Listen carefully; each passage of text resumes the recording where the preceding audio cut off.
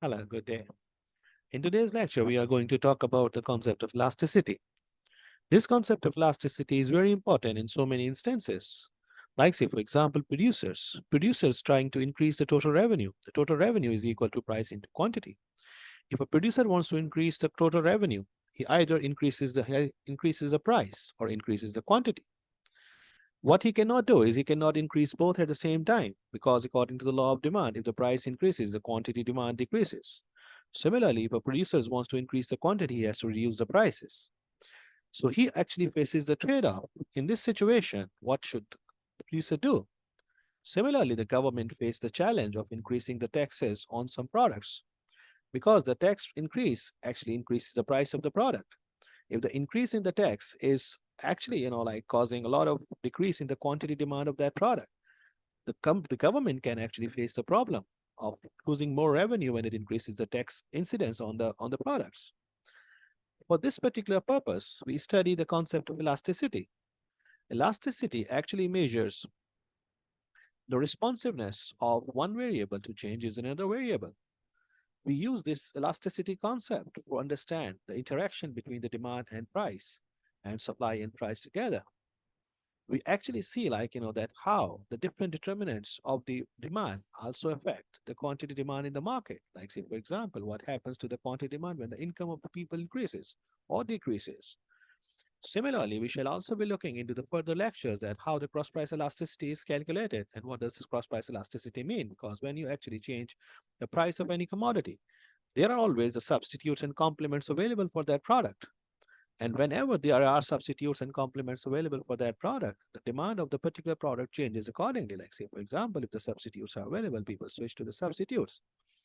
So what kind of cross price elasticity exists? Like, say, for example, when the what happens and what amount of change comes into the quantity demand when the price of substitute or the complement changes. We know from the law of demand that when the price of a good increases, the quantity demand generally falls, keeping other factors constant, obviously. But what we do not know from this law is by how much quantity demand it falls. This particular law actually tells us theoretically that what actually will happen when the price of a commodity increases or decreases, but it doesn't tell you the quantity, that exactly what amount of change comes into the quantity when the price of any product increases by a certain percentage. The price elasticity of demand measures the percentage change in quantity demanded of a good, resulting from a percentage change in the goods price. Formally, if you write the formula for this particular elasticity, formally the elasticity actually measures the percentage change in quantity demanded divided by percentage change in price. As a formula, you can also represent this where EQX and PX, say for example, we are actually determining the elasticity between the quantity demand and the price of commodity X. The numerator basically tells us that the elasticity measures the ratio between the percentage change in quantity demand of X divided by the percentage change in the price of X. When you are talking about this for the law of demand, generally we get the sign of this particular formula as a negative. The negative actually tells you that when the price, the denominator increases, the numerator decreases. Similarly, if the denominator decreases, the numerator increases. If the value of this particular elasticity comes as a greater than 1, we call it elastic. And similarly, if the formula, the answer of that particular elasticity comes as less than 1, we call it inelastic.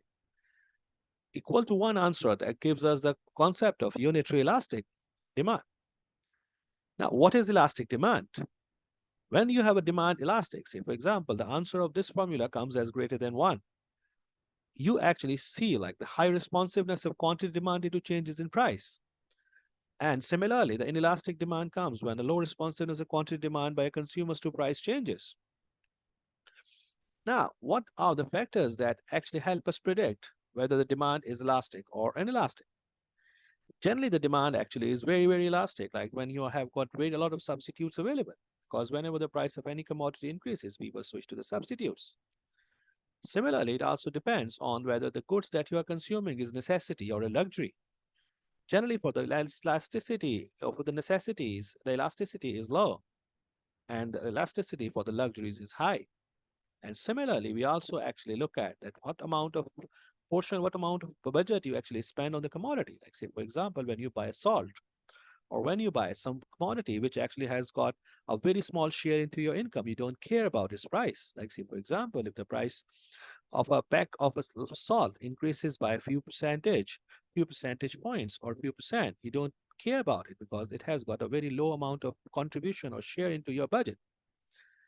And similarly, the elasticity also depends on whether you are talking about the short run or long run. There are so many commodities for which the elasticity is very low in the short run, but it becomes fairly large into the long run. Like, say, for example, when the petrol price increases and people don't have got alternate fuels for the petrol prices, for the petrol demand, that petrol demand is inelastic in the short run.